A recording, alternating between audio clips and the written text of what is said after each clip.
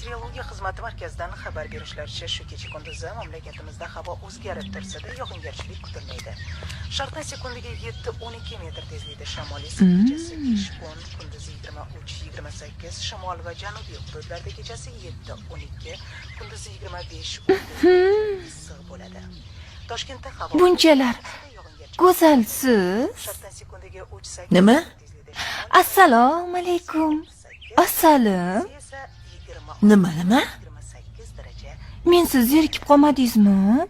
Holva pashmagim. Voy, bezbet o'lguri.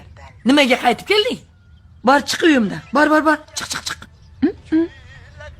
Men sizni hech kimga bermayman. Men sizni tashlab hech qayerga ketmayman. Mana shu yerda qolaman, o'zimni qaynonajonim. Bunaqa hunarlaring ham bormi? Nari tur. Hunarlarim juda ham ko'p.